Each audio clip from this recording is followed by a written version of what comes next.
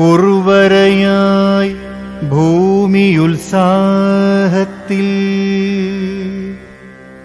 ഗർവമകന്നു ലാസ്യം നടത്തെ അർഭകർ ഈ ലതാവല്ലി നീളെ താലോലിച്ചമരുമീ വേളയിങ്കൽ ഞാറ്റുവേലപ്പൊടിപ്പങ്ങുമിങ്ങും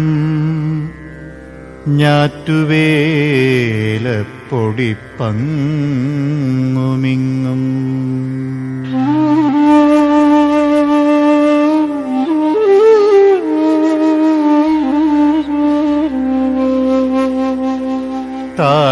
താളലാസ്യങ്ങൾ മേളിക്കുകയായി കേരളഭൂവേ മതിക്ക നൃത്തമാടുക നീ നിന്റെ ആട ചുറ്റി മതിമറന്നു പെയ്യും മകയിരത്തിൽ ഞാറ്റുവേലത്തളിർവെറ്റിലകൾ ഇവിടെങ്ങും ചാർത്തും വിഭൂതിയിങ്കൽ വിലയിക്ക നീ രമ്യരത്നഗർഭേ വിലയിക്ക നീ രമ്യരത്നഗർഭേ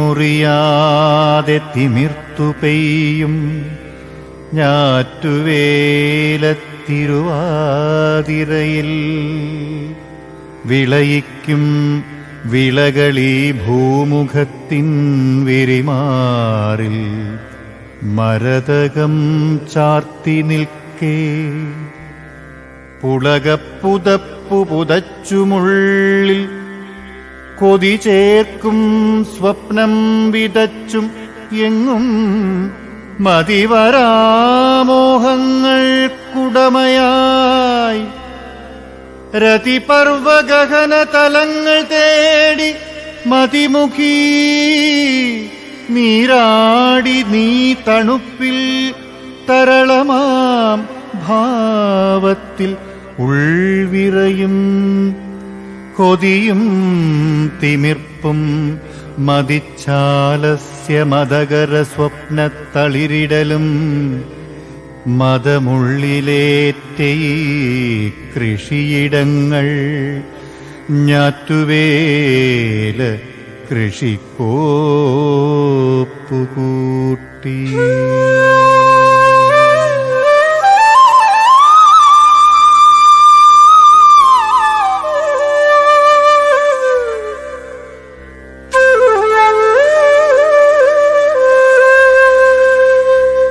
പാടം പുഴകളാറും കുളവും നീളെ നിറഞ്ഞു കുമിഞ്ഞുകൂടി നീന്തുന്നു സാഗരപ്പുതുമണാളൻ സവിധമണയുവാൻ കുതുകമൂടെ നാണിച്ചു നീളെ കുളിച്ചു നിൽക്കും നാരികൾ നഗ്നകൾ വയലുകളോ വയലുകളോ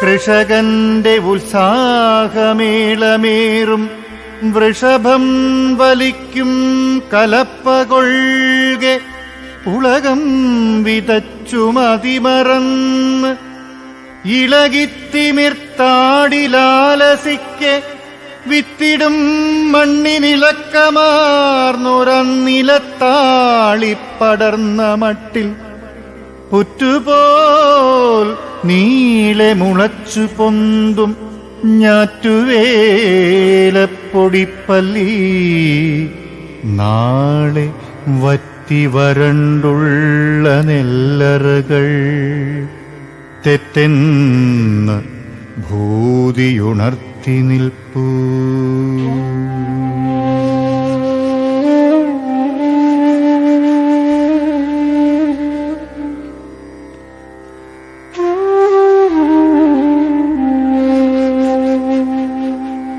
പച്ചച്ച സാരിയും ചുറ്റി നീളെ മുറ്റും സമൃദ്ധി തൻ മേനിയുമായി എത്തും സ്വയം വരപ്പന്തലിൽ നീ മെത്തിടും മുത്താൽ അലംകൃതയായി പ്രകൃതി ഈ ദേവിയാൾ ചുറ്റി നിൽക്കും മെച്ചമാം പട്ടുടയാട തന്നിൽ പുള്ളി ചാർത്തുന്നു പൂവല്ലി നീളെ, പുള്ളി ചാർത്തുന്നു പൂവല്ലി നീളെ കരവെച്ചു നിൽപ്പൂ ഹാ കുല്യകളും കരവെച്ചു നിൽപ്പു ഹാ കുല്യകളും കുല്യകളും.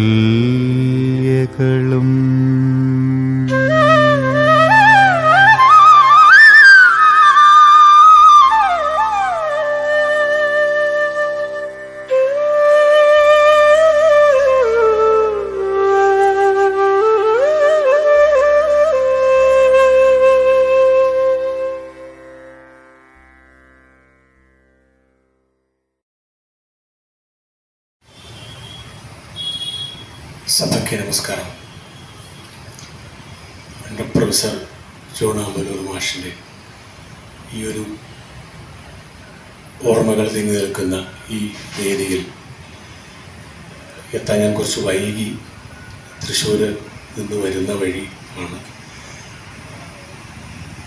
സാറിന് നന്ദി എന്നെ ക്ഷണിച്ചതിൽ. സദസ്സിലുള്ള എല്ലാ ഗുരുക്കന്മാർക്കും നന്ദി. ഒരു കവിതയാണ് ഗജേന്ദ്രൻ.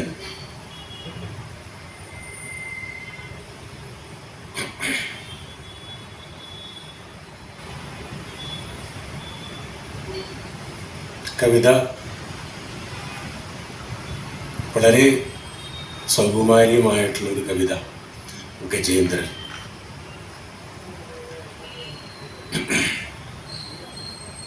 കരയിൽ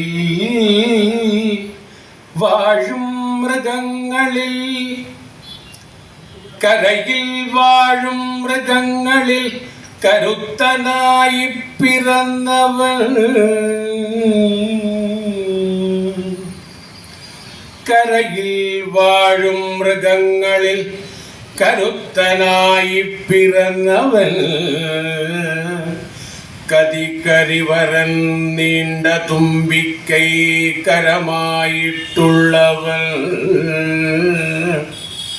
കരിവരൻ നീണ്ട തുമ്പിക്കൈ കരമായിട്ടുള്ളവൻ, ഏതു കാട്ടുമരത്തെയും വലിക്കാൻ ശക്തിയാർന്നവൻ, ബുദ്ധിവൈഭവമേറുന്നോൻ സ്നേഹവായ്പു കലർന്നവൻ, ബുദ്ധിവൈഭവമേറുന്നോൻ സ്നേഹവായ്പു കലർന്നവൻ, ഉത്സവത്തിനെഴുന്നള്ളിച്ചിടവേ ദേവബിംബവും പുറത്തു താങ്ങി നിൽക്കുന്നോനെല്ലാം തികഞ്ഞു വാഴുവോൻ. ഉത്സവത്തിനെഴുന്നള്ളിച്ചിടവേ ദേവബിംബവും പുറത്തു താങ്ങി നിൽക്കുന്നോനെല്ലാം തികഞ്ഞു വാഴുവോൻ. വമ്പനാ ദൈവം തോട്ടികെട്ടി ജന്മന പാപ്പാന്റെ തൊട്ടിയും പിന്നീടമർത്തിയിടുന്നു വമ്പനെ. വമ്പനാണവനും ദൈവം തോട്ടികെട്ടി ജന്മനാ പാപ്പാന്റെ തൊട്ടിയും പിന്നീടമർത്തിയിടുന്നു വമ്പനെ. മുറമ്പോൽ ചെവിയുണ്ടെന്നാലൊക്കുന്നീലൊന്നു തൻ്റെ മെയ് സ്വയം നോക്കി രസിച്ചിടാൻ ശക്തിയാർജിച്ചിടാനുമേ. മുറമ്പോൽ ചെവിയുണ്ടെന്നാലൊക്കുന്നീലൊന്നു തൻ്റെ മെയ് സ്വയം നോക്കി രസിച്ചിടാൻ ശക്തിയാർജിച്ചിടാനുമേ. അല്ലെങ്കിൽ തൻ്റെ പാദത്തോടൊപ്പമാകാത്തൊരുത്തനാം നരൻ നിന്നു നയിച്ചിടാനൊക്കുമോ? നോക്കിലെത്രയും മർത്യനോർക്കുന്നതിലിമ്മട്ടേതു വമ്പർക്കുമീശ്വരൻ കടിഞ്ഞാണിട്ടു കാട്ടുന്ന സൂത്രമൊത്തു സൂത്രമോത്തന്നർത്ഥവും.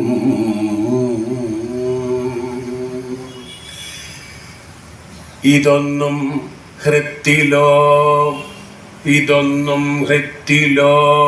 ആർത്തോനെന്തു കാൺകിലുമെമ്മപ്പോഴേ തന്നെ മറന്നാകാർത്തകരും മതമേറിടും. ഇതൊന്നും ഹൃത്തിലോരാർത്തോനെന്തു കാൺകിലുമെമ്മപ്പോഴേ തന്നെ മറന്നാകാർത്തരും മതമേറിടും. ഒടുക്കം ചെന്നു നൈരാശ്യഗർത്തത്തിങ്കലകപ്പെടും. ഒടുക്കം ചെന്നു നൈരാശ്യഗർത്തത്തിങ്കലകപ്പെടും. അപ്പോൾ ഗജേന്ദ്രമോക്ഷത്തിൻ കഥ വീണ്ടും നടക്കയായി. ഒടുക്കം ചെന്നു നൈരാശ്യഗർത്തത്തിങ്കലകപ്പെടും. അപ്പോൾ ഗജേന്ദ്രമോക്ഷത്തിൻ കഥ വീണ്ടും നടക്കയായി. അതിൻ മുമ്പേ ഗജേന്ദ്രൻ പോൽ ശക്തർ മാനുഷരൊക്കെയും സൂക്ഷിച്ചു തന്നെ വാണീരില്ല വൈഷമ്യമൊന്നിലും. ഇതൊക്കെയോർത്തു നന്നാകാനാണു സർവതുമീശ്വരൻ കരുതിക്കൂട്ടി മട്ടിൽ തീർത്തതേന്നറിയുന്നവൻ ജ്ഞാനിയാം.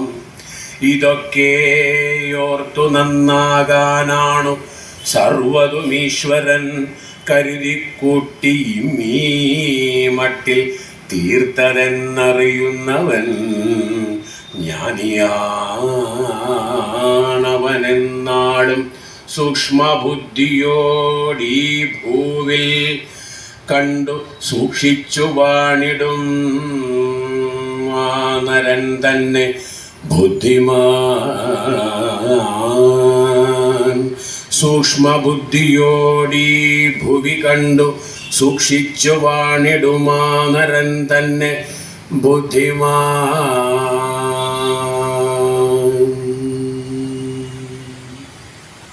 പ്രശസ്ത ആംഗ്ലേയ കവി വില്യം വേഡ്സ്വർത്തിന്റെ പ്രമുഖ കവിതകളിലൊന്നായ ദി സോളിറ്ററി റീപ്പർ എന്ന കവിതയുടെ നേരെ തർജ്ജമയാണ് ഇവിടെ അവതരിപ്പിക്കുന്നത്. കവിത വിജനതയിലെ കൊയ്ത്തുകാരി. അതാ കാൺക സ്കോട്ട്ലൻഡിൻ വയലിൽ ഏകാന്തതയിൽ ഏകയായി അവൾ ഒരിടത്തായി താനേ പാടുകയും കൊയ്യുകയുമാകാം. ഇവിടെ അല്പം നിൽക്കാം, അതോ കടന്നു പോകയോ പതിയനെ. ശോകസങ്കുലമൊരു ഗാനമാലപിച്ചുകൊണ്ട് അവളതാകെ കൊയ്യുകയും കൊയ്തെടുത്തവ കെട്ടുകളാക്കുകയുമാം നിറഞ്ഞു നിൽക്കുകയാണ് അവൾ തൻ പാട്ടിൻ ശബ്ദം. ഈ വിശാലമം താഴ്വരയാകെ ശ്രദ്ധിപ്പിൻ നിങ്ങൾ. അറേബ്യൻ മലാരണ്യത്രക്കിടെ തണലിടങ്ങളിൽ രാപ്പാടികൾ പോലും പാടില്ല ഇത്തരം സ്വാഗതഗാനങ്ങൾ ശ്രീണിതരധ്വകർക്കായി. അവൾ അതുപോലെ ഏകാന്തതയിൽ പാടുകയാണ് ഈ വിധം. സമുദ്രത്തിൻ നിശ്ചലതയും ഭഞ്ജിച്ച ഹേബ്രിഡ്സ് ദ്വീപിൽ നിശബ്ദതലങ്ങളിൽ പോലും വസന്തഹൃതുവിലും കുയിലീ വിധം ഹൃദയംഗമമായി പാടില്ല അവൾക്കൊപ്പമായി മധുരമായി. പറയുന്നീലാരുമേ അവൾ തൻ പാട്ടെന്തെന്ന്, എങ്കിലും ഒരു പക്ഷേ മുൻകാല ദുഃഖസ്മരണതൻ ശോകാകുലം തെങ്ങലം കഴിഞ്ഞ കാല പോരാട്ടക്കഥകളാം, അഥവാ അവയിക്കാലത്തിൻ പതിതമം സംഭവങ്ങളും. തികച്ചും സ്വാഭാവികം ദുഃഖമാകുലം നഷ്ടസ്മൃതികൾ തൻ വേദനാപൂർണം രംഗസ്മൃതിയോ പിന്നീടുണ്ടം വ്യാകുലഭാവങ്ങൾ തൻ തുടർച്ചയോ പിന്തുടർന്നെത്തും ദുഃഖഭാവങ്ങൾ തൻ അവസാനമില്ലാ തുടർക്കഥയോ. പ്രമേയമെന്താകിലെന്ത് അനന്തമായി മുഴങ്ങും ഈ ഗാനാലാപമാട്ടെ. അവൾ കർമ്മനിരതയായിരിക്കെ തൻ അരിവാളിൻ ശബ്ദവും അതിലംഘിച്ചെത്തും ശബ്ദായമാനമല്ലാതുള്ളീ ശാന്തഗാനം അപരിമേയം ആനന്ദദായകം. കുന്നിൻ മുകളിലേറിടുമ്പോഴും എൻ ചിത്തം പ്രശാന്തമാം ഈ ഗാനം സാംശീകൃതം അനന്തമായി. പിന്നീടിതിൻ ശബ്ദം എൻ ശ്രവണം കേൾക്കാതിരിക്കുമ്പോഴും എപ്പോഴും ആ ആർത്തലൈപ്പൂഹൃത്തട്ടിൽ അനന്തമായി സാഗരബീജികൾക്കൊപ്പം. നമസ്കാരം. പ്രൊഫസർ ജെ.ടി. അമ്പലൂരിന്റെ ഞാറ്റുവേലപ്പൊടിപ്പുകൾ എന്ന കവിത ഞാറ്റുവേല കവിതകൾ എന്ന കവിതാ സമാഹാരത്തിൽ നിന്നുള്ളതാണ്.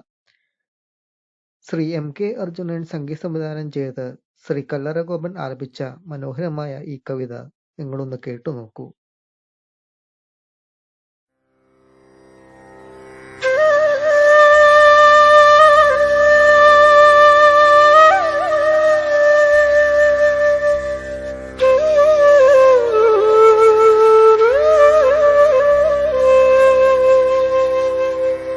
ഉർവരയായി ഭൂമിയുത്സാഹത്തിൽ ഗർവമകന്നു ലാസ്യം നടത്തെ അർഭകർ ഈ ലതാവല്ലി നീളെ താലോലിച്ചമരുമീ വേളയിങ്കൽ ഞാറ്റുവേലപ്പൊടിപ്പങ്ങുമിങ്ങും ഞാറ്റുവേലപ്പൊടിപ്പങ്ങുമിങ്ങും.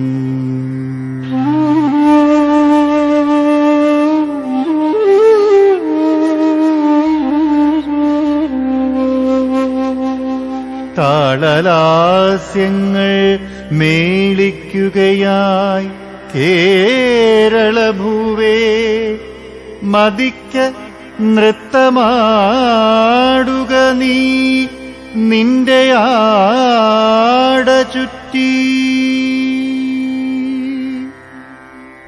മതിമറന്നു പെയ്യും മകയിരത്തിൽ ഞാറ്റുവേലത്തളിർവെറ്റിലകൾ ഇവിടെങ്ങും ചാർത്തും വിഭൂതിങ്കൽ വിലയിക്ക നീ രമ്യരത്നഗർഭേ വിലയിക്ക നീ രമ്യരത്നഗർഭേ.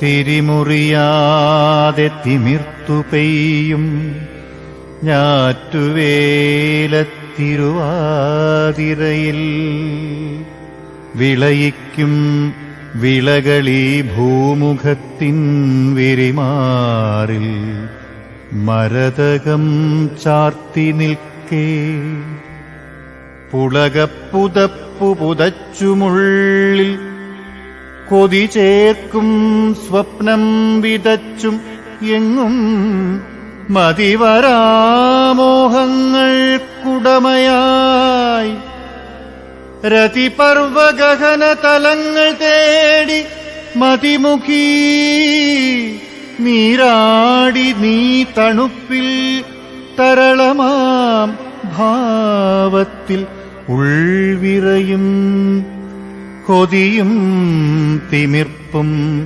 മതിച്ചാലസ്യ മതകര സ്വപ്നത്തളിരിടലും മതമുള്ളിലേറ്റേ കൃഷിയിടങ്ങൾ ഞാറ്റുവേല കൃഷിക്കോപ്പുകൂട്ടി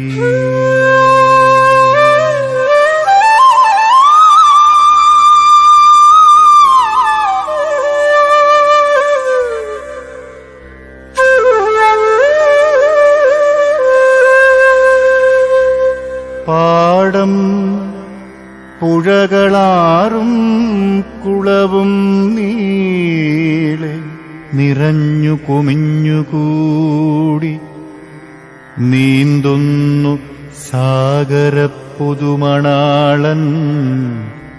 സവിധമണയുവാൻ കുതുകമൂടെ നാണിച്ചു നീളെ കുളിച്ചു നിൽക്കും നാരികൾ നഗ്നകൾ വയലുകളോ വയലുകളോ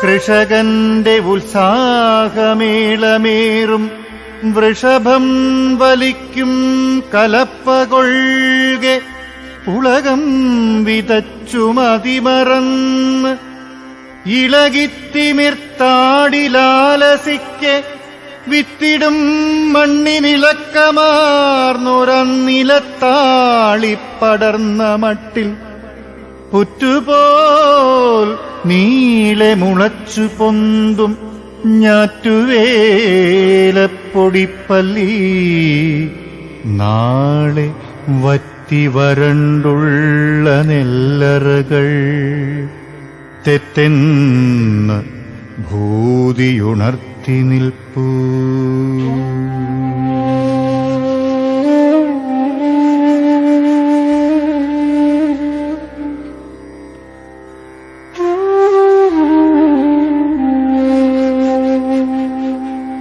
പച്ചച്ച സാരിയും ചുറ്റി നീളെ മുറ്റും സമൃദ്ധി തൻ മേനിയുമായി എത്തും സ്വയം വരപ്പന്തലിൽ നീ മെത്തിടും മുത്താൽ അലം കൃതയായി പ്രകൃതി ഈ ദേവിയാൾ ചുറ്റി നിൽക്കും മെച്ചമാം പട്ടുടയാട തന്നിൽ പുള്ളി ചാർത്തുന്നു പൂവല്ലി നീളെ പുള്ളി ചാർത്തുന്നു പൂവല്ലി നീളെ കരവെച്ചു നിൽപ്പൂ ഹാ കുല്യകളും കരവെച്ചു നിൽപ്പു ഹാ കുല്യകളും കുല്യകളും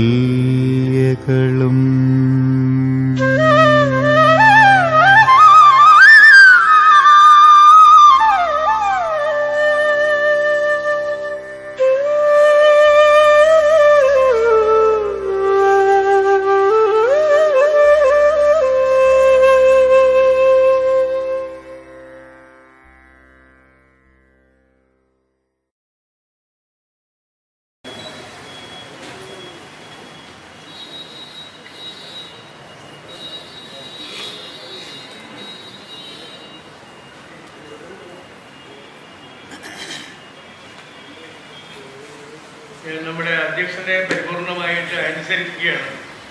കവിത വായിക്കുകയല്ലാതെ ഒന്നും പറയുന്നില്ല. ചെറിയ കവിതയാണ്. കവിതയുടെ പേര് ആത്മസംതൃപ്തി. 70 ആണ്ടിൽ പരം ഉഴുതുമറിച്ചൊരീ വയലിൻ വരമ്പത്തായി കർഷകരിവൻ നിൽക്കെ കണ്ണുകൾ ഉടക്കുന്നു കണ്ട് ഉള്ളിൽ ഹർഷം വിതച്ച് ഓരോന്നോരോന്നിപ്പോഴും തെളിയുന്നു. വിളഞ്ഞ പാടം കതിർ കൊയ്തു വെച്ചതാം വരമ്പ് അവിടെ ചുരുട്ടുകൾ ചുമന്നു നീങ്ങും സ്ത്രീകൾ. കോട്ടുവക്കിലെ കൈതച്ചെടിയിൽ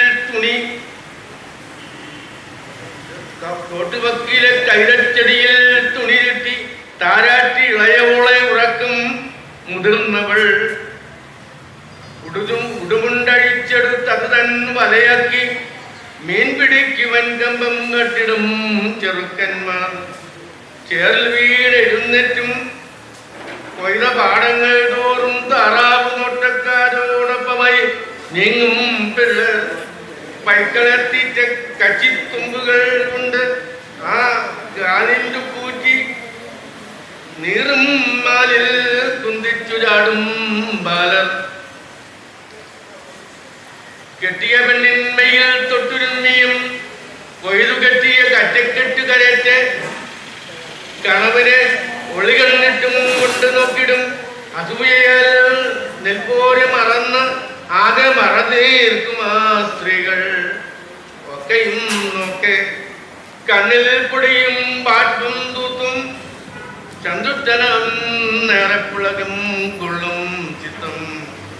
വാരിക്കൂട്ടി ആകവേ അളന്നു തിട്ടപ്പെടുത്തിയിട്ട് അറനിറയ്ക്കും ഈ സമ്പത്തുതൻ കൂമ്പാരം. സർവവും ഒരു നാളിൽ കണ്ണീര് വടിച്ചെടുത്തുലയിൽ ഉരുക്കടിച്ചെടുത്തതാണ് ഈ തങ്കം. സർവവും ഒരു നാളിൽ കണ്ണീര് വടിച്ചെടുത്തുലയിൽ ഉരുക്കഴിച്ചെടുത്തതാണ് ഈ തങ്കം. കുമിഞ്ഞ് പതഞ്ഞൊഴുകിടും ഈ ചില്ലിൻ ഗ്ലാസിൽ നിറഞ്ഞൊരുള്ളോടൽപ്പം മോന്തി നിൽക്കട്ടെ വൃദ്ധൻ. സന്തുഷ്ട ജീവല കുടുംബത്ത് ഐശ്വര്യത്തിൻ പനന്തത്തകൾ പാറിപ്പറന്നേറട്ടെ വാനിൽ. സന്തുഷ്ട കൃഷീവല കുടുംബത്ത് ഐശ്വര്യത്തിൻ പനന്തത്തകൾ പാറിപ്പറന്നേറട്ടെ വാനിൽ. നമസ്കാരം. ഞാൻ ഉദ്ഘാടനം ചെയ്തോളൂന്ന് മാത്രം പറഞ്ഞിട്ട് പോകാൻ എന്റെ മനസ്സനുവദിക്കാനുണ്ട്. 1-2 മിനിറ്റൊക്കെ സംസാരിക്കാനുള്ള സൗകര്യം ഇല്ലേ? കിട്ടൂലേ? കൂടുതൽ സമയം എടുക്കില്ല. അപ്പൊ കവിത ചെയ്യാതായിരിക്കും. ഇപ്പൊ നമ്മള് പാലാരോട് ഞാൻ പാലാരോട് വരുന്നത് പ്രതിനിധി വഴി നടന്നു പോരുകയാണെങ്കിൽ ഒരു 100 ആളെ കണ്ടാൽ അതിൽ 90 പേര് കവികളാണ്. ഇപ്പൊ ഒരിക്കലും ചങ്ങമ്പുഴ തന്നെ പ്രസ്താവിച്ചായിട്ട് അദ്ദേഹത്തിന്റെ പുസ്തകത്തിലുണ്ട്. ആ കാലത്ത് 100 കവികളെ എടുത്തുകൊണ്ടായിരുന്നതാണ്. പക്ഷെ ഒരു ചങ്ങമ്പുഴ കൃഷ്ണപിള്ളയെയും ഇടപ്പള്ളി രാഘവപിള്ളയും മാത്രമേ സാഹിത്യകാരന്മാർ അറിയുന്നുള്ളൂ. അതിന് കാരണം പലരും ഈ അനുകരണമായിട്ട് മറ്റവരെഴുതുന്നുണ്ടോ എഴുതുക, ഇതുകൊണ്ടെന്തെങ്കിലും എഴുതുന്നു തോന്നാതെ എഴുതണ്ട. കവിത എഴുതിയെ പറ്റി ആരും മതശിക്ഷയ്ക്ക് വിധിക്കൊന്നുമില്ല. കവിത എഴുതുന്ന നിർബന്ധമായിട്ട് കവിത എഴുതാത്തവൻ മനുഷ്യനല്ല, അങ്ങനെ ഒരു പ്രസ്താവനയൊന്നും ആരും നടക്കേണ്ടില്ല. അപ്പോൾ തനിക്ക് എഴുതണമെന്ന് തോന്നിയാൽ എഴുതാതെ ഇരിക്കാൻ പറ്റാത്ത സാഹചര്യം വന്നാൽ മാത്രം എഴുതുക. എഴുതി പല പ്രാവശ്യം വായിച്ച് തനിക്ക് ബോധ്യം വന്നാലേ വേറെ ആൾ കാണിക്കാവുള്ളൂ. തനിക്ക് അറിവുണ്ടെങ്കിൽ, ഇല്ലെങ്കിൽ കാണിക്കുന്നത് കൊള്ളാം, അല്ലാതെ കൊണ്ട് പരിഹാസ്യനാവുകയാണ് ചെയ്യുന്നത്. അപ്പോ ഈ കവികൾ എന്ന് പറഞ്ഞ് നടക്കുന്ന ആളുകള് കവികളാണോ എന്ന് നിർണ്ണയിക്കുന്ന കാലമാണ്. അവരല്ല, ആ കാലത്തെ ആളുകളുമല്ല, അവർക്ക് ശേഷം വരുന്ന തലമുറയാണ്. അപ്പൊ കവിത എഴുതുന്നതിന് അല്ലെങ്കിൽ സാഹിത്യ കൃതി രചിക്കുന്നതിന് കവിത എന്താണ് പറഞ്ഞുള്ളൂ, ശക്തി, നിപുണത, അഭ്യാസം, ഈ 3 ഘടകങ്ങളാണ് ആചാര്യന്മാര് നിരൂപണ ബുദ്ധിയാ പറഞ്ഞിട്ടുള്ളത്. ശക്തി എന്ന് പറയുന്നത് ഈശ്വരൻ കൊടുക്കുന്നതാണ്, തന്നത്തെ ജന്മനാ തന്നെ കിട്ടുന്നതാണ്. അച്ഛനമ്മമാരല്ല, ഈശ്വരൻ കൊടുക്കുന്നതാണ്. ആ ശക്തി ഇല്ലാത്ത ആള് എത്ര ബുദ്ധിമുട്ടിയാലും പരിഹാസമാവുകയുള്ളൂ. നിപുണത എന്ന് പറയുന്നത് വളരെ കാലത്തെ അഭ്യാസം കൊണ്ടും പ്രയോഗം കൊണ്ടും ഇയാൾ ആർജിക്കുന്ന ഒരു നൈപുണ്യമാണ്. അഭ്യാസം എന്ന് പറയുന്നത് അനേകം പേരുടെ കൃതികൾ വായിക്കുകയും അത് തന്റെ കൃതിയും വെച്ച് താരതമ്യപ്പെടുത്തുകയും തന്റെ കൃതിയിലെ പോരായ്മകൾ തന്നെത്താൻ കണ്ടുപിടിക്കുകയും അത് തിരുത്തിയിട്ട് വേറെ അഭ്യാസ നിപുണരായ കാണിക്കുകയും ഒക്കെ ചെയ്ത് അത് കുറെ ചേർത്ത് കിട്ടിയിട്ട് അവതരിപ്പിക്കുക. അപ്പൊ അങ്ങനെ വന്നാലേ ആ ആള് കവിയായിട്ട് വളർന്നു വരികയുള്ളൂ. കവികൾ ധാരാളം ഉള്ളത് കൊണ്ട് നമ്മൾ സന്തോഷിക്കേണ്ട എന്ന് പറയാൻ കൂടിയാണ് ഞാൻ പറഞ്ഞത്. കാരണം ഇക്കാലത്ത് വൃത്തവും ഇല്ല, ചതുരവും ഇല്ല, ദീർഘചതുരവും ഇല്ല, ഒന്നുമില്ലാത്ത രൂപത്തില്, അതായത് 2 ഗദ്യവാചകം എഴുതിയിട്ട് അത് വെട്ടി മുറിച്ചിട്ട് അത് 2-3 അക്ഷരങ്ങൾ 2-3 വാക്കുകൾ നേരത്തെ പിടിച്ച് പറയുകയാണ്. അതിനെ കുറച്ച് സെക്സ് കുത്തി നിറച്ചാൽ അവർ ഉത്തമ കവിയായി, അത്യാധുനികനായി. അതിനകത്ത് വേണ്ടാത്ത കാര്യങ്ങൾ ജീവിതത്തിൽ വേണ്ടതാണെങ്കിലും സാഹിത്യത്തില് വേണ്ടാത്ത കാര്യങ്ങൾ വേണ്ടാത്ത രൂപത്തിൽ മറ്റുള്ളവരെ വഷളാക്കുന്ന രീതിയിൽ അവതരിപ്പിക്കുന്ന ഒരു പ്രവണത അത് ചെറുകഥയിലുണ്ട്. ഇപ്പൊ ചെറുകഥ വായിച്ചാൽ ഒരുമാതിരി പ്രബന്ധം വായിക്കുന്ന പോലെ പുതിയ ചെറുകഥകളൊക്കെ എടുത്താലേ എന്റെ സുഹൃത്തുക്കൾ തന്നെ എഴുതിയ ചില ചെറുകഥ വായിച്ചിട്ട് എങ്ങനെയുണ്ട്, എന്റെ കഥ വായിച്ചോ? വായിച്ചു, എങ്ങനെയുണ്ട്? ആ കുഴപ്പമില്ല എന്നല്ലാതെ നമ്മൾ എങ്ങനെ അയാളുടെ ഇത്രയും നാളത്തെ പരിചയം വെച്ചുകൊണ്ട് ഈ കഥ മോശമാണ്, ഇങ്ങനത്തെ കഥ താൻ എഴുതരുത്, ഇത് ആർക്കും പ്രയോജനമില്ല, തനിക്കും പ്രയോജനമില്ല, ഭാവിയിൽ ഇത് നിലനിൽക്കുകയില്ല, മറ്റുള്ളവരെ ദൂഷിപ്പിക്കുകയാണ് എന്ന് പറഞ്ഞാൽ അയാൾ തല്ലില്ലെങ്കിലും അയാൾക്ക് നിത്യമായിട്ട് നമ്മളോട് വിരോധം ഉണ്ടാകും. അപ്പൊ കഴിയുന്നതും അവനവനെ തന്നെ ശോധന ചെയ്തിട്ട് അവനവൻ തന്നെ ബോധ്യം വന്നിട്ട് വേണം സദസ്സിൽ അവതരിപ്പിക്കാൻ. ഞാനൊക്കെ അവതരിപ്പിക്കാനുണ്ട്, ഒരു നാണംകെട്ട പരിപാടിയാണ്. കാരണം എന്തറിയാമോ, നമുക്ക് ലജ്ജയില്ലെങ്കിൽ എന്തും പറയാലോ സദസ്സിൽ. കവിതയല്ലാത്ത സാധനം കവിതയെന്ന് പറഞ്ഞ് വായിച്ച് ആളുകളെ കബളിപ്പിക്കുകയാണ്. അതാണ് മിക്കവാറും കവി സദസ്സുകളിൽ നടക്കുന്നത്. ഇതിനൊരു വിരാമം വരണമെങ്കിൽ ശരിക്ക് മിടുക്കന്മാരായ പ്രഗത്ഭന്മാരായ ആളുകളുടെ അടുത്ത് കൊണ്ടുപോയി കാണിക്കുക, അതായത് ഞാനിങ്ങനെ ഒരു സാധനം എഴുതിയാൽ കൊള്ളാമോ, കൊള്ളില്ല പറഞ്ഞ് കീർക്കണം, എന്തിനാ സൂക്ഷിച്ചത്?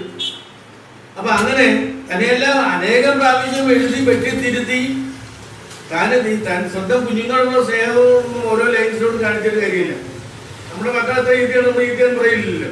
അപ്പൊ നമ്മൾ എഴുതുന്ന കവിതയൊക്കെ നല്ലതല്ല നമുക്ക് തോന്നരുത്, അതൊരു ചീത്ത സ്വഭാവം. ഞാൻ എഴുതിയതൊക്കെ നല്ലത്, എന്റെയൊക്കെ നല്ലതാണെന്ന് തോന്നുന്നു. ആ സ്വഭാവം കൊണ്ടാണ് കവികൾ ഉണ്ടാകുന്നത്. സാഹിത്യകാരന്മാർ എല്ലാവർക്കും ബാധകൻ. ഞാനിപ്പോ ഇതെല്ലാം ഇതൊക്കെ തീർന്ന കവിതയെന്ന് അല്ലാണ്ട് വായിക്കുന്നത്. ഞാനൊരു കുറ്റക്കാരനാണ്, ശരിയില്ല. ഞാൻ ഇവിടെ നേരത്തെ മത്സരത്തിന് വായിച്ച കവിതയല്ല, ചെറിയ കവിത. ഇതങ്ങനെ കവിത എഴുതാനായിട്ട് പർപ്പസ്ലി ആയിട്ട് ഇരുന്ന് എഴുതിയതല്ല. ടിവിയിൽ ഒരു പരിപാടി കണ്ടപ്പോ മഴ പെയ്യുന്നു, 2 കൊച്ചുകുട്ടികൾ പറഞ്ഞു ഇത് മഴയാണല്ലോ, ഇത് എവിടുന്ന് പെയ്യുന്നത്, അയ്യോ ഇതെപ്പോ നിൽക്കും എന്നൊക്കെ പറഞ്ഞ് കുട്ടികൾ ഇതിനെ ഉത്കണ്ഠ കാണിക്കുന്ന ഒരു രംഗം കാണുകയുണ്ടായി. പെട്ടെന്ന് തന്നെ മനസ്സിൽ തോന്നിയൊരു ആശയമായിരുന്നു അത് എഴുതിയിരിക്കുന്നത്. ഒരു മഴത്തുള്ളിയുടെ ആത്മകഥ.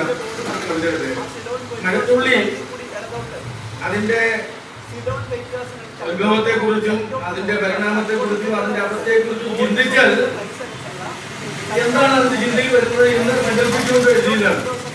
എത്ര കവിതയെ കുറിച്ച് തീരുമാനിക്കേണ്ടത് നിങ്ങളാണ്. നിരുപകാരനായ തോമസ് ബെക്കറ്റിനെ പോലുള്ള ആളുകൾ ഒക്കെ ഇരിക്കുമ്പോ പേടിച്ച് വായിക്കാൻ പറ്റുമോ? അപ്പൊ മേഘങ്ങൾ മറ്റിട്ട വാനത്തും തങ്ങാതെ താഴത്തു വീണ് തരത്തും മഴത്തുള്ളികൾ മൗനമായി ചൊല്ലുകയോ പിടിവിട്ട തള്ളയെ വേർപെട്ട കുഞ്ഞുപോൽ പിടയും നേരം ഓരോ വിധി എന്തു പറയുവാൻ ചിന്തിക്കാൻ പാരാവാരപ്പരപ്പിക്ക നിങ്ങളെ പാഞ്ഞു പതഞ്ഞു കഴിഞ്ഞ നാൾ പോയി മേലോട്ട് ഉയർന്നുപോയി നിനക്കാതൊരു ദിനം താഴേക്ക് പിന്നീട് കുമ്പുകുത്തി തീരെ നിലയാതിരിക്കത്താൻ അവിചാരിതമായി ആരും ഭ്രമിക്കേണ്ട, വരുവാനുള്ളതൊക്കെ വഴിയേ വരും, അന്നാൾ വരുന്നത് വന്നോട്ടെ, സുഖമായിരിക്കുക, പോംവഴി പോകട്ടെ, നേരെ ഒലിച്ചു ചെന്ന് എങ്ങോട്ട് ചേരുമോ, ഒറ്റക്കുളത്തിലോ തോട്ടിലോ കായൽ പരപ്പിലേക്കോ അല്ലെങ്കിൽ കാറ്റാറും കുട്ടിയിലെയോ ആറ്റിനിറമ്പിലേക്കോ വീണ്ടും അതേപടി ജീവിതചക്രത്തിൽ തിരികത്ത് എത്തുക കടലിലേക്കോ അറിയില്ല പലതും. അതല്ലല്ല, സർവവും പിടികിട്ടാ കാര്യങ്ങൾ അത്രേ പോവിൽ. എല്ലാം അനിശ്ചിതം. പങ്കജീവൻ സൃഷ്ടിച്ച കയ്യിനെ പിടികിട്ടുള്ളൂ. എപ്പോൾ തിരിയണം, എത്ര വേഗത്തിൽ, അത് എത്ര നേരത്തേക്കെന്ന പോലെ ചക്രം തിരിക്കുന്ന കയ്യിനുടമ ആ കാലപ്രവാഹത്തിന് തേരാളിയായി നീളച്ചെരിക്കും പരമാത്മാ ചൈതന്യമഹീയം പ്രഭുതൻ പ്രഭുത്വമെല്ലാം. രണ്ട് കൈ കുപ്പിയിരിക്കുക മാത്രമേ കരണീയം. നമ്മൾക്കത് എത്രയും കേമത്വം കാട്ടുപോലാകിലും കാലചക്രഭ്രമം കണ്ടു മടുത്തുതൻ കാലം കഴിക്കലേ തവർക്കും വലുതാവും. നിങ്ങളുടെ എല്ലാ അനുഭവത്തോടു കൂടി ഈ കൺവെൻഷൻ വേണം ഉദ്ഘാടനം ചെയ്തതായിട്ട് പ്രഖ്യാപിച്ചുകൊള്ളുന്നു. ഞാൻ ചോദിച്ചു വാങ്ങിച്ച 2 മിനിറ്റാണ്. ശ്രീ രാധാകൃഷ്ണൻ മാസ്റ്റർ ദീർഘകാലമായിട്ട് എനിക്കറിയാം. നോവലിസ്റ്റ് എന്ന രൂപത്തിൽ ആണ് ഞാൻ അദ്ദേഹത്തെ മനസ്സിലാക്കിയിട്ടുള്ളത്. പക്ഷെ അദ്ദേഹം ശാസ്ത്രകാരനാണ്, ശാസ്ത്ര രംഗത്ത് പ്രവർത്തിച്ചിട്ടുള്ള ആളാണ്. വലിയ ഉന്നതമായ സ്ഥാനത്ത് ഉണ്ടായിരുന്ന ജോലി രാജിവെച്ച് എഴുത്തിനായിട്ട് പുറത്തിറങ്ങിയ ആളാണ്. ഇതെല്ലാം എനിക്കറിയാം, എല്ലാം ഞാൻ മനസ്സിലാക്കിയിട്ടുണ്ട്. പക്ഷെ ഇന്ന് മാതൃഭൂമിയിലെ അകത്തെ ഫുൾ പേജുകൾ വായിച്ചപ്പോൾ വളരെ വിശദമായിട്ട് ഇത് കൊടുത്തിട്ടുണ്ട്. വാസ്തവത്തിൽ വലിയൊരു ബോംബിടലാണ് നടത്തിയത് രാധാകൃഷ്ണൻ മാസ്റ്റർ. കാരണം നമ്മുടെ ഇന്ന് വരെയുള്ള പ്രപഞ്ച രഹസ്യങ്ങളെ കുറിച്ചുള്ള ചിന്തകൾ മുഴുവൻ ഇളക്കി മറിക്കുന്ന, ഇതെല്ലാം തകിടം മറിക്കുന്ന രീതിയിലുള്ള കണ്ടുപിടുത്തങ്ങളാണ്. അതായത് ശൂന്യതയിൽ നിന്ന് ജീവജാലങ്ങളെല്ലാം പുറപ്പെട്ട് ഒരു പരിധി എത്തിക്കഴിയുമ്പോൾ അവ ജീവത്തായി മാറി മരണം കൊണ്ട് വീണ്ടും ശൂന്യതയിലേക്ക് പോകുന്നുണ്ട്. ഈ ഉപനിഷത്തുകളില് അത് എഴുതിയ ആളുകള്, സിദ്ധന്മാരായ യോഗികള് എഴുതിയിരിക്കുന്നത് ഈശ്വരനെ അന്വേഷിച്ചിട്ട് പുറപ്പെട്ടിട്ട് ഒരു സ്ഥലത്ത് ചെന്നപ്പോ ഇതാണ് ഈശ്വരൻ, നേതി ഇതല്ല, അടുത്തത് നോക്കിയിട്ട് നേതി ഇതല്ല, ഇവിടെയുമല്ല അവിടെയല്ല, ഇവിടെ ഈശ്വരൻ. നിരീശ്വരമാണെന്നല്ല ഈ പറയുന്നത്. അപ്പോ ഈശ്വരനെ കണ്ടുപിടിക്കാനുള്ള ഒരു യാത്രയാണ് ഉപനിഷത്തുകൾക്ക് വായിച്ച് കിട്ടുന്നതാണ്. എന്റെ പരിമിതമായ അറിവുകൊണ്ട് എനിക്ക് മനസ്സിലായതാണ്. ഇത് ഈ രാധാകൃഷ്ണൻ മാഷ് ഒരു സവ്യസാചിയാണെന്ന് ഞാൻ പറയുകയാണ്. അങ്ങനെയാണ് സത്യം. കാരണം 2 കൈ കൊണ്ട് അമ്പ ചെയ്യുന്ന ആളെയാണ് മഹാഭാരതത്തിലെ അർജുനനെ സവ്യസാചി എന്ന് വിളിക്കുന്നത്. വേറെ ആരും വിളിക്കുന്നില്ല. മഹാഭാരതത്തില് അർജുനനെ വ്യാസഭഗവാൻ അവതരിപ്പിക്കുന്നത് സവ്യസാചി, 2 കൈ കൊണ്ട് അമ്പെറിയുന്നതാണ്. ശാസ്ത്രവും സാഹിത്യവും വാസ്തവത്തിൽ വിജ്ഞാനത്തിൽ 2 ശാഖകളാണ്. 2 കൈയായിട്ട് തന്നെ നിൽക്കുകയാണ്. ഇത് 2 ഏകോപിപ്പിച്ച് 2 കൈവശമാക്കി കൊണ്ടുപോകാൻ സാധിക്കുന്ന അസാധാരണന്മാരായ ആളുകളെ ഉള്ളൂ. ഇപ്പൊ ഡോക്ടർ കെ ബഷീർ നായർ ശാസ്ത്രം പഠിപ്പിച്ച ആളാണ് ജീവിതകാലം മുതൽ. ഡയറക്ടർ പുരസ്കൃതനായ അദ്ദേഹം നല്ല ലേഖനങ്ങൾ എഴുതിയിട്ടുണ്ട്, നല്ല ഭാഷയൊക്കെയാണ്. പക്ഷെ ഒന്നും കണ്ടുപിടിച്ചിട്ടില്ല. എത്രയോ മൊത്തം ഭാഷ അറിയാവുന്ന ആളായിരുന്നു അദ്ദേഹം. ശാസ്ത്രീയ ലേഖനങ്ങൾ എഴുതിയിട്ടുണ്ട്, പക്ഷേ ഒന്നും കണ്ടുപിടിച്ചിട്ടില്ല.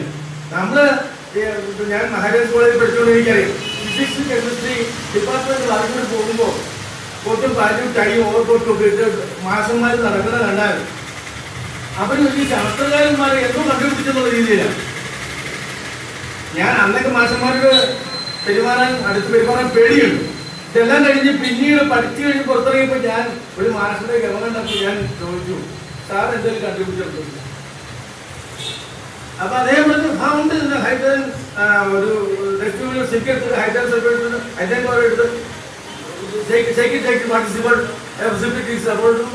പഠിപ്പിക്കുകയാണ്. അപ്പൊ അത് ഈ സിങ്ക് ഈ ഭാഷ കണ്ടുപിടിച്ചതല്ല, ഹൈഡ്രജൻ ഈ ഭാഷ കണ്ടുപിടിച്ചതല്ല. എന്തെങ്കിലും കണ്ടുപിടിക്കുന്ന ആളാണ് ശാസ്ത്രജ്ഞൻ. വാസ്തവത്തിൽ നോബൽ സമ്മാനാർഹനായ ഒരാളായി ഇരിക്കുന്നത്.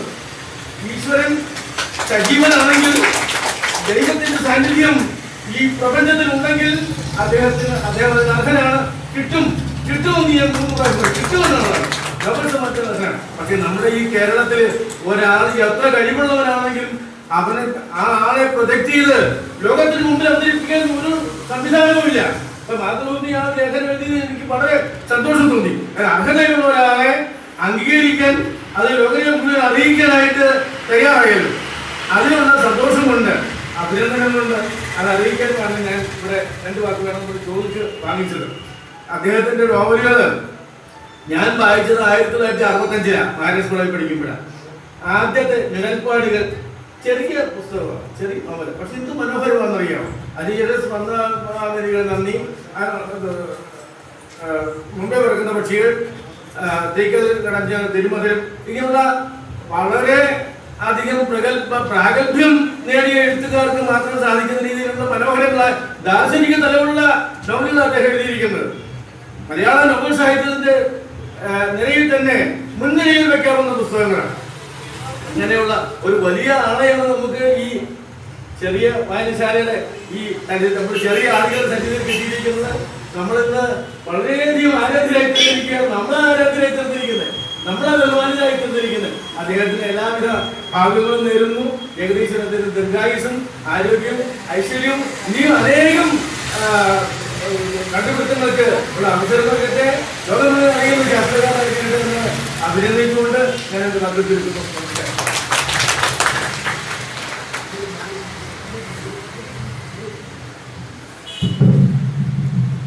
അടുത്തത്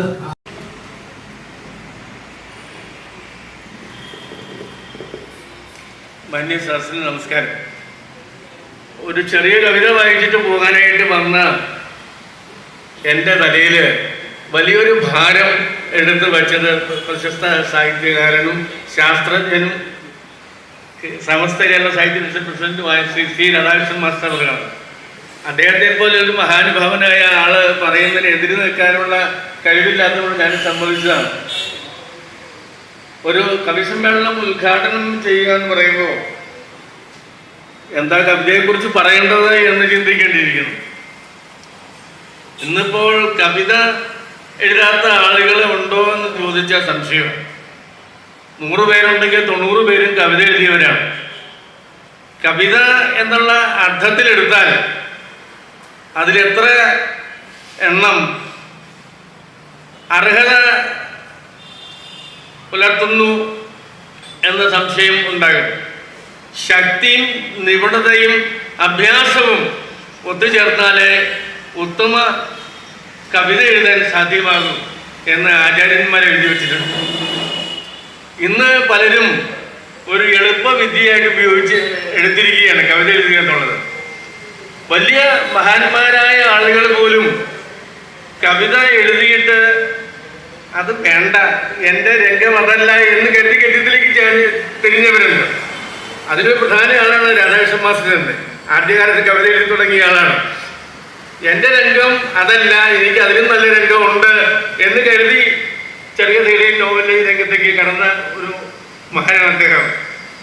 കവിത ഇപ്പോൾ എടപ്പള്ളി എന്ന സ്ഥലത്ത് ചങ്ങമ്പുഴ കൃഷ്ണപിള്ളയും എടപ്പള്ളി രാമപിള്ളയും ജീവിച്ചിരുന്ന കാലത്ത് 100 ചില്ലുവാനും കവികൾ അവിടെ ഉണ്ടായിരുന്നു എന്നാണ് ചങ്ങമ്പുഴ തന്നെ ഒരു പ്രസംഗത്തില് കോട്ടയത്ത് വെച്ച് പ്രസ്താവിച്ചത്. പുരോഗമന സാഹിത്യ സംഘടനയുടെ ഒരു സമ്മേളനത്തിൽ അദ്ദേഹം അധ്യക്ഷം വഹിച്ചുകൊണ്ട് പ്രസംഗിച്ചത് പുസ്തകമായിട്ട് സാഹിത്യ ചിന്തകൾ എന്ന പേരിൽ പുസ്തകം ഇറങ്ങിയിട്ടുണ്ട്. 100 ചില്ലുവാനും കവികളുണ്ടായിരുന്നു. പക്ഷെ അതില് ഒരു ചങ്ങമ്പുഴയും ഒരു എടപ്പള്ളി രാമപിള്ളയും മാത്രമേ നമ്മൾ അറിയപ്പെടുന്നുള്ളൂ. കാരണം കാലത്തെ അതിജീവിക്കുന്ന സഹൃദയന്മാരുടെ ഹൃദയത്തെ ആഹ്ലാദത്തിൽ മുക്കി താഴ്ത്തുന്ന എന്തെങ്കിലും പ്രമേയം അവതരിപ്പിക്കാൻ കഴിവ് അത് പ്രകടിപ്പിച്ചിട്ടുണ്ടെങ്കിൽ അങ്ങനെയുള്ള കവിത നിലനിൽക്കും. ഒരു എന്തെഴുതുമ്പോഴും ഹൃദയത്തിന്റെ ആഴത്തിൽ കൊള്ളുന്ന ആശയങ്ങള്, ഹൃദയത്തിന്റെ ആഴത്തിൽ കൊള്ളുന്ന ചിന്തകള് അതിനകത്തുണ്ടെങ്കിൽ, അത് ജീവിതഗന്ധിയാണെങ്കിൽ, അത് കാലങ്ങൾക്ക് അപ്പുറത്ത് അറിയപ്പെടേണ്ടതാണെങ്കിൽ അങ്ങനെയുള്ള കവിത ദീർഘകാലം ജീവിച്ചിരിക്കും എന്ന് പറയേണ്ടി വരും. ഒരു കവി തൻ്റെ ചുറ്റുപാടും നടക്കുന്നത് എന്താണ്, തൻ്റെ ചുറ്റുപാടിൽ എന്താ ഉള്ളത്, താൻ എന്തിനെക്കുറിച്ചാണ് വായനക്കാർക്ക് പകർന്നു കൊടുക്കേണ്ടത് എന്ന് നല്ല ബോധം ഉള്ള ആളായിരിക്കണം. അല്ലാത്ത ആൾ എഴുതിയാൽ അത് പലപ്പോഴും ഉപരിപ്ലവമായിട്ട് മാറിപ്പോകും.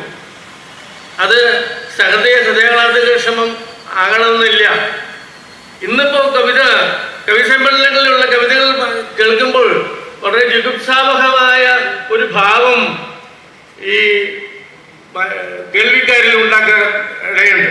കാരണം വെറും നിസ്സാരമായ ഗദ്യം യാതൊരു സങ്കോചവും കൂടാതെ സദസ്സിൽ വന്ന് വായിച്ച് അവനോ തന്നെ ചിരിച്ച് രസിച്ചു പോവുക, അങ്ങനെ ഉള്ളൊരു രംഗം കാണുന്നുണ്ട്. വളരെ അപഹാസ്യമായിട്ട് തോന്നിയിട്ടുണ്ട്. പക്ഷെ ആരും ഒന്നും പറയാറില്ല എന്നുള്ളൂ. പലരും അവനവൻ തന്നെ മനസ്സിലാക്കി പിന്മാറുകയാണ് ചെയ്യേണ്ടത്. തനിക്ക് ഇതിന് കഴിവില്ല എന്ന് കണ്ടാൽ ആ രംഗത്തേക്ക് വരാണ്ടിരിക്കുക വേണ്ടത്. വലിയ ആളുകള് കവിത ഗദ്യത്തിൽ എഴുതിയവരുണ്ട്. ഇപ്പൊ ശലോമോന്റെ സദൃശ്യവാക്യങ്ങളൊക്കെ, ദാവീദിന്റെ സങ്കീർത്തനമൊക്കെ ബൈബിളിൽ തന്നെ ഒന്നാം തരം ഗദ്യ കവിതകളാണ്. അതുപോലെ ടാഗോറിന്റെ ഗീതാഞ്ജലി അതിമനോഹരമായ ഗദ്യ കവിതയാണെന്ന് പറയാം. അതുപോലെ എഴുതുന്ന ആളുകളുണ്ട്. നല്ല ഗദ്യത്തില് കവിത എഴുതുന്ന ആളുകൾ, സെബാസ്റ്റ്യനെ പോലുള്ള ആളുകൾ അതിമനോഹരമായ അർത്ഥതലങ്ങളുള്ള വാചകങ്ങള് ഗദ്യത്തിലാണെങ്കിലും അത് കാവ്യാത്മകമായിട്ട് അവതരിപ്പിക്കാൻ സാധിക്കുന്ന അസാധാരണ സ്ഥിതിവിശേഷമുള്ള ആളുകള് എഴുതട്ടെ ഗദ്യത്തില്. അല്ലാത്തവരെ വളരെ അപഹാസ്യരായി തീരുകയുള്ളൂ. അവർക്കും ഗുണമില്ല, കേൾവിക്കാർക്കും ഗുണമില്ല. എല്ലാ തരത്തെയും ഈ സാഹിത്യത്തിന്റെ രംഗം ശോചനീയ അവസ്ഥയിലേക്ക് മാറ്റി നിർത്തുക എന്ന ഒരു ഗതികേട് മാത്രമേ അവർക്ക് സമ്മാനിക്കാൻ സാധിക്കുകയുള്ളൂ എന്ന് എനിക്ക് തോന്നുന്നു. പലപ്പോഴും കവികള് മറ്റുള്ളവരെ കണ്ട് അവരുടെ മനോഭാവം എന്താണെന്ന് മനസ്സിലാക്കി പിന്മാറേണ്ട ഒരു കാര്യമാണ് എന്ന് എനിക്ക് തോന്നുകയാണ്.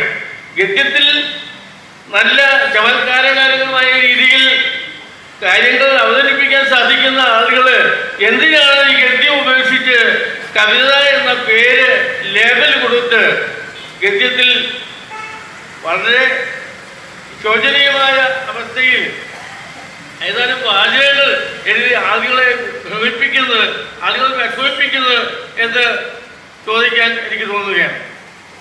കവികള് പലപ്പോഴും നല്ല ആഴമേറിയ ജീവിത ദർശനമുള്ളവരാണെങ്കിൽ അവർക്ക് മറ്റുള്ളവർക്ക് വേണ്ടി അടുത്ത കാലഘട്ടത്തിന് വേണ്ടി എന്തെങ്കിലും സംഭാവന ചെയ്യാൻ സാധിക്കുകയുള്ളൂ എന്ന് പറയാതിരിക്കുന്ന നിവൃത്തിയില്ല.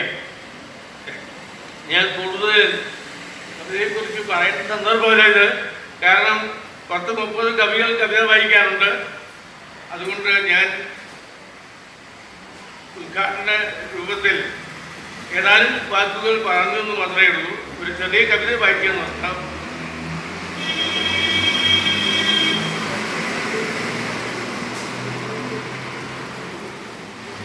നിങ്ങളുടെ എല്ലാവരുടെയും അനുവാദത്തോടു കൂടി ഈ കവി സമ്മേളനം ഉദ്ഘാടനം ചെയ്തതായിട്ട് പ്രഖ്യാപിക്കുന്നു. ഒരു ചെറിയ കവിത. പുഴയൊഴുകും വഴി ഓരോ വഴിക്കും ഓടിത്തൊടുവിൽ ഓടിത്തളർന്ന് തകർന്ന് ഒഴുകും പുഴ ഉയർത്തിയിടുന്നൊരോളം ഏതോ കൈത്തോടിനുള്ളിലൂടെ ഒഴുകിയെത്തി അറിയാത്ത വഴിയൂടെ പാഞ്ഞു നീങ്ങാം മതിമോഹ സ്വപ്നശതങ്ങളോടെ. മതിവരെ ഓടിക്കിതച്ച് ഒടുവിൽ ഗതികെട്ടു ചേരുന്നതെങ്ങ് അതൊന്നും പിടികിട്ടുകില്ലിവിടെ ആർക്കും എന്തും. പിടികൊടുക്കാതെ ഉടറിയോടി പടികടന്നോനും കടന്നിടണം കടകത്തേക്കുള്ള യാത്ര അന്ത്യം. അതുവരെ ഓടിത്തളർന്ന് അണച്ചങ്ങ് അതുലമാം വേഷവിധാനമോടെ മതിമാനെന്നോർത്തു തെളിഞ്ഞതെല്ലാം ഗതിയട്ടതില്ലെന്നരികിൽ എന്തേ ഗതി. പിന്നെ ചിലർ അക്കരയ്ക്ക് നീന്തും, ചിലർ മുങ്ങിത്താഴും, ചിലർ അണയ്ക്കും, ചിലർ യേശുമുമ്പിൽ ശീമോൻ കണക്കിൽ നടന്നുറന്നിടും കരയിലെ പോൽ. കരകടന്ന് അക്കരെ പുളകവൈപ്പിൽ അന്നനത്തോപ്പിലേറിയേറ്റം മതമോടെ മരുമങ്ങൾക്ക് വേണ്ടി വഴിയൊരുക്കിയിടും ആ ദിവ്യരൂപം.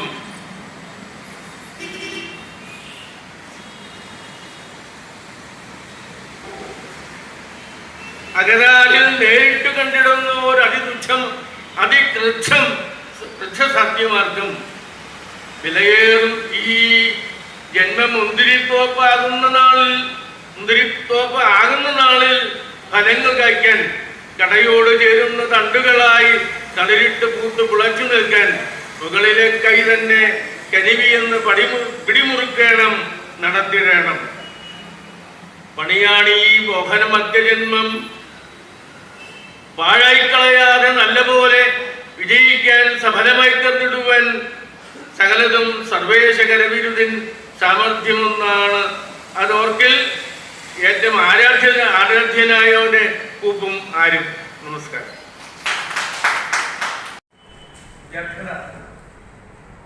വിലയേറും സ്വപ്നങ്ങൾ ഊരിമാറ്റി ക്ഷമതലാബദ്ധം പുതിയാനകൾ വാരി വലിച്ചണിയിച്ചൊരുങ്ങി വാരിതിൽ നമ്മൾ പുറത്തിറങ്ങും. കൊതിയോടെ വാരിപ്പുണർന്നതെല്ലാം ഗതിവിട്ട് നമ്മെ വിട്ടകലുമ്പോൾ നമ്മളും നമ്മിലെ പാഴ്ക്കിനാവും മാത്രമായി ശേഷിക്കെ കൺതുറക്കും. ഓരോ വിനാവും വലിച്ചിഴച്ച് നമ്മൾ കണ്ടാക്കിയ വൻമതിലിൻ അകമേ നാം ചുമ്മാതലഞ്ഞു തൂങ്ങി തപ്പിത്തിരികയാം യാഥാർത്ഥ്യങ്ങൾ. കാറ്റിനും കോളിനും സാധ്യമാം ആ ചിക്കിത്തിരയലും അടിയൊഴുക്കും ചിതരൻ വാരിധി തകിടം മറിച്ച് അട്ടിമറിക്കുന്ന കാഴ്ച കാണാം. സ്വപ്നങ്ങളൊക്കെയും ചേരോഹരം, യാഥാർത്ഥ്യം എത്രയോ ദൂരെ മാറി കുടപിടിച്ചുടരുന്നു. വെയിൽ മങ്ങി തളരുന്ന മെയ്യാൽ വിയർപ്പിൽ മുങ്ങി.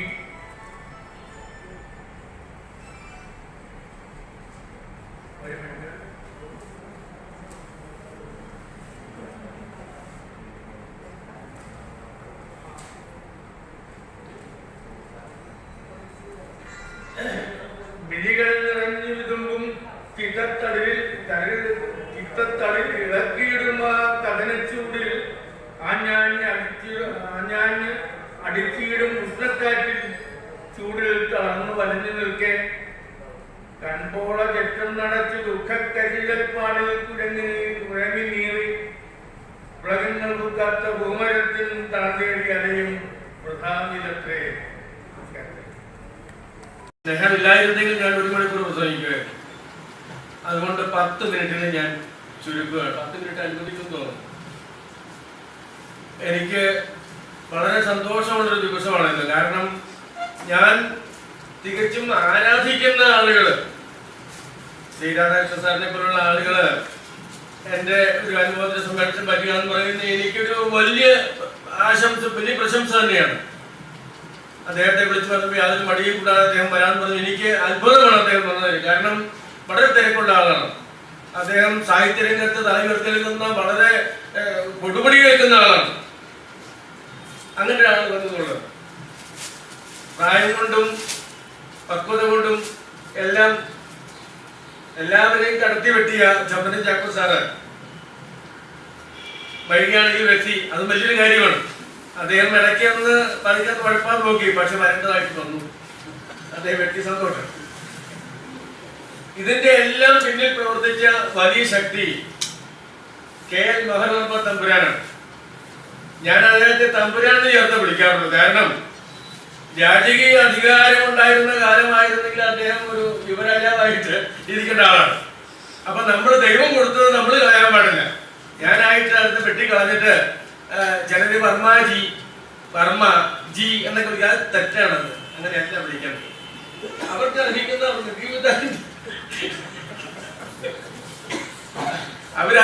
കൊടുക്കണം.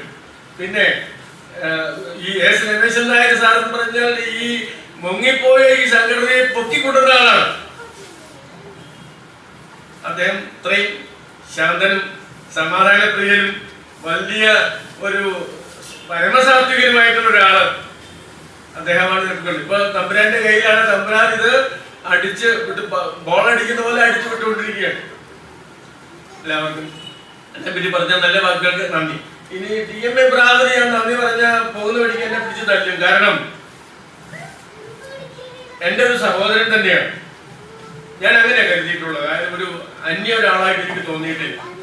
TM എബ്രഹാം എന്ന് പറയുന്നത് എന്റെ ജീവിതത്തിന്റെ ഒരു ഭാഗമായിട്ടാണ് എനിക്ക് തോന്നിയിട്ടുള്ളത്. അദ്ദേഹത്തിന് അറിയാമത്. ഇനി വലിയ നിങ്ങള് യഥാർത്ഥത്തിലുള്ള പ്രസംഗം കേട്ടില്ല. നമ്മുടെ MK ഹരികുമാറിന്റെ പ്രസംഗം തീപ്പരിയായിരിക്കുന്നത്. ഞാൻ പേടിച്ചാ വിളിച്ചത്. കാരണം അദ്ദേഹത്തിന്റെ പ്രസംഗം ഒത്തിരി സ്ഥലത്ത് ഞാൻ കേട്ടു. ബോംബിടലാണ്. എത്ര വലിയ സാഹിത്യകാരനാണെങ്കിൽ അവൻ തല വിളിച്ചു പോകും. അപ്പൊ ഇദ്ദേഹം ഇന്ന് വളരെ പക്വപതിയായിട്ട് വളരെ പഠനം വരുന്ന ഒരു ചെറുപ്പക്കാരനാണ്. നിരൂപകന്മാരുടെ കൂടെ തലയെടുപ്പുള്ള ഒരാളായിട്ട് കൊടുപിടി കയറി നിൽക്കേണ്ടവനാണ്. ഈ ഹരികുമാറിവിടെ വരണമെന്ന് ആത്മാർത്ഥമായിട്ട് ഞാൻ ആഗ്രഹിച്ചു. അദ്ദേഹം വന്നു. സാധാരണ പലയിടത്തും വിളിച്ചാൽ പുള്ളി പോകാറില്ല. കാരണം അദ്ദേഹത്തിന് തോന്നണ പറയും, പലർക്കും ഇഷ്ടപ്പെടില്ല. ഇപ്പം മഹത്തടിച്ച് പറയുന്നതാണ്. അങ്ങനെയുള്ള ആളുകൾ എനിക്ക് ഇഷ്ടമാണ്. പിന്നെ ഞങ്ങളുടെ ഏറ്റവും പ്രിയങ്കരനായ കോർപ്പിസ്കോപ്പ അച്ഛൻ, അദ്ദേഹം എന്താ തിരിക്കറിയില്ല, എന്തോ ഒരു വലിയ ബന്ധമുണ്ട്. അതായത് എന്റെ സർട്ടിഫിക്കറ്റ് കിട്ടിക്കുമ്പോൾ അച്ഛൻ കഷ്ടപ്പെട്ട് വന്നു. അച്ഛൻ എത്ര വയസ്സുണ്ടെന്ന് അറിയാമോ? കഷ്ടപ്പെട്ട് പാടുപെട്ട് ഇവിടെ വന്നതിന് അച്ഛന്റെ കാലാണ് തൊട്ട് നമസ്കരിക്കേണ്ടത്. അദ്ദേഹം നല്ല വാക്ക് പറഞ്ഞത്. ഇവർക്ക് എല്ലാവർക്കും ഞാൻ ഒറ്റ വാക്കിൽ നന്ദി പറയുകയാണ്. അല്ലെങ്കിൽ വിട്ടുപോയെങ്കിൽ ക്ഷമിക്കണം. എനിക്ക് കവിതയെ കുറിച്ച് പറഞ്ഞാലുള്ളതെന്ന് ഞാൻ പറയുന്നില്ല. എന്റെ കവിതയെ കുറിച്ചല്ല, കവിതയെ കുറിച്ച് ഒരു കാര്യം ഞാൻ സൂചിപ്പിക്കാം. JV പ്രീസ്ലി എന്ന് പറയുന്ന ഗ്രന്ഥകാരൻ കാലവും കോൺവേ കുടുംബവും എന്ന പേരുള്ള കൃതിയില് അതിലെ 1-ാം അധ്യായം എഴുതി കഴിഞ്ഞ് 2-ാം അധ്യായം എഴുതി തുടങ്ങിയപ്പോൾ അദ്ദേഹത്തിന് അനുഭവപ്പെട്ട ഒരു കാര്യം ആ കൃതിയുടെ മുഖവരി പറഞ്ഞിട്ടുണ്ട്. ഈ കൃതിയുടെ 2-ാമത്തെ അംഗം എഴുതാൻ പേന കയ്യിലെടുത്തപ്പോൾ എന്റെ കയ്യിൽ ആരോ കടന്നു പിടിച്ചു. പിന്നെ ആ കൃതി പൂർത്തീകരിച്ച ആ ശക്തിയാണ്, ഞാനല്ല. വളരെ അറിയപ്പെടുന്ന ഒരു എഴുത്തുകാരാണ് ഇംഗ്ലീഷ് സാഹിത്യത്തിൽ. അദ്ദേഹം ഇങ്ങനെ പറഞ്ഞു, ഇത് ആത്യന്തികമായ സത്യം ഇതാണ്. ഇപ്പൊ ഇവിടെ എല്ലാവരും എന്നോട് സ്നേഹമുള്ളവരും എന്നെ ഇഷ്ടപ്പെടുന്നവരും എല്ലാവരും അവിടെ ഇരിക്കുന്ന എല്ലാവരും പ്രസംഗിക്കാത്തവരും ഒക്കെ അതെ. പക്ഷേ അവരൊക്കെ പറഞ്ഞ വാക്കുകള് എല്ലാം ഞാൻ എന്റെ ആയിട്ട് എടുത്തില്ല. എല്ലാം ഉടയമ്പുരാനാണ് പോകുന്നത്. അദ്ദേഹമാണ് ഇതിന്റെ ശില്പി, ഉടമസ്ഥൻ അദ്ദേഹമാണ്. എനിക്ക് പലപ്പോഴും തോന്നിയിട്ടുണ്ട്, പലതും എഴുതാൻ ഭാവിക്കുമ്പോ എന്റെ കയ്യിൽ കടന്നു പിടിച്ചൊന്നും ഞാൻ പറയില്ല. കാരണം ഞാൻ അത്ര വലിയ സിദ്ധനൊന്നുമല്ല, സാധാരണ മനുഷ്യനാണ്. അങ്ങനെയല്ല എഴുതുന്നത്, ഇങ്ങനെയാ എഴുതേണ്ടത് എന്റെ മനസ്സിലിരുന്ന ആരോ ഒരാൾ പറഞ്ഞിട്ട് ഞാനത് എഴുതിയത് വെട്ടിക്കളഞ്ഞിട്ട് വേറെ എഴുതിയിട്ടുണ്ട്. തന്നെയല്ല, എഴുതുമ്പോ എപ്പോഴും സർവശക്തനായ ദൈവത്തെ കുറിച്ച് ഒരു ലൈനെങ്കിലും ഏത് കവിതയിലും വരും. എന്താണെന്ന് എനിക്കറിയാൻ പാടില്ല. അത് ചിലപ്പോൾ ഒരു ദൗർബല്യമായിട്ട് ഒരാൾ എന്റെ പുസ്തകത്തിന് അവകാശം ഇത് ഒരു ദൗർബല്യമായിട്ട് എടുക്കാവുന്നു ആണല്ലോ. എപ്പോഴും പള്ളിയിൽ പോവുകയും പ്രാർത്ഥിക്കുകയും ചെയ്യുന്നവന്റെ ദൗർബല്യമാണ്. അവന് ഭയങ്കര തന്റെ ഉണ്ടെങ്കിൽ അവനെപ്പോഴും പോകും. ദൗർബല്യമാണത്. ഈ ദൗർബല്യമുള്ള ആളുകളാണ് നമ്മുടെ രാജ്യത്ത് വേണ്ടത്. ഈ ദൗർബല്യമുള്ളവരാണ് സമൂഹത്തിന് തകരാറ് വരുത്താത്തവർ, സമൂഹത്തിന് യാതൊരു ദോഷം ചെയ്യാത്തവർ. ഇപ്പൊ ഞാൻ ഇവിടെ തന്നെ ഇരിക്കുന്നവരിൽ AK പുതുശ്ശേരി എന്റെ മൂത്ത ജ്യേഷ്ഠനാണ്.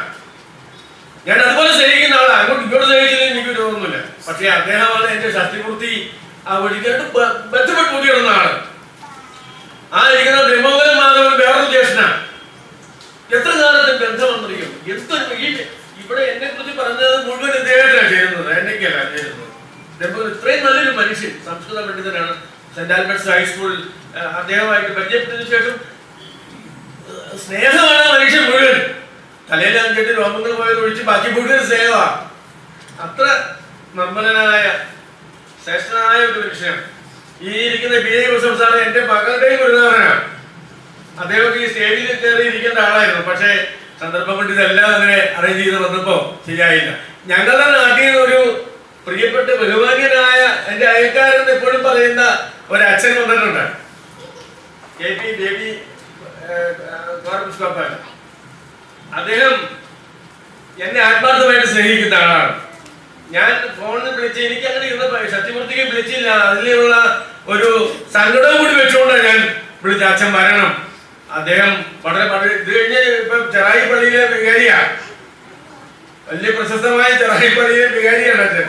അച്ഛൻ ഇത് കഴിഞ്ഞാൽ അങ്ങോട്ട് ഓടും, പക്ഷെ ഊണ് കഴിക്കാതെ പോകാൻ പറ്റില്ല. ആ അച്ഛൻ വന്ന് ഇവരൊക്കെ നമുക്ക് ഇവിടെ വേണ്ടപ്പെട്ട സിപി വള്ളിപ്പുറത്തോട് എനിക്ക് വേറെ കടപ്പാടുണ്ട്. 1969 ഞാനത് കുറച്ചൊക്കെ ഈ ക്രിസ്ത്യൻ മാസികകളൊക്കെ കവിത എഴുതുന്ന അത്ര നല്ല കവിതയൊന്നുമല്ല. കവിത നല്ലതെന്ന് പറഞ്ഞെങ്കിൽ എനിക്ക് കവിത അറിയാണ്ടിരിക്കണം. കാരണം ഞാൻ 30 കൊല്ലം കവിത പഠിപ്പിച്ച ആളാണ് കോളേജിൽ. ഈ കവിത എടുത്തിട്ട് ഓരോന്ന് എടുത്തിട്ട് ഇത് ശരിക്ക് ഈ വക സ്നേഹമൊന്നും അങ്ങനെയില്ല. പിള്ളേര് പറയും ഇത് പൊട്ട കവിതയാണ്, ഇത് നിങ്ങൾ പരീക്ഷയ്ക്ക് പഠിച്ചോട്ടോ, പരീക്ഷയ്ക്ക് നല്ലതെന്ന് എഴുതാവണം, അല്ലെങ്കിൽ തോറ്റു പോകും. അപ്പൊ ഇതാണ്. പക്ഷെ ഇത് നിങ്ങൾ മറ്റുള്ളവരുടെ കവിത മോശമാണെന്ന് പറയാൻ നമുക്ക് നല്ല പിടുക്കാം. നമ്മുടെ കവിത മോശം അറിയാൻ പറഞ്ഞാൽ നമുക്ക് ദേഷ്യം വരും. നമ്മുടെ കവിത നല്ലതല്ലാത്ത ഈ സന്താന വാത്സല്യം പോലെയാണ്. അപ്പോ സിപി വള്ളിപ്പുറം ആ കാലത്ത് കുടുംബദീപത്തിൽ ഒരു പരമ്പര എഴുതി. ഞാൻ അത്ഭുതപ്പെട്ടു പോയി. ഞാൻ ആരുമല്ല, അത് പുള്ളി എവിടെ സമ്പാദിച്ചിട്ട് കുടുംബദീപത്തിന്റെ ചീഫ് എഡിറ്ററായിരുന്ന അച്ഛൻ്റെ ഇരിപ്പുണ്ട്, ഫാദർ ചെറിയ കുര്യത്തോടത്ത്.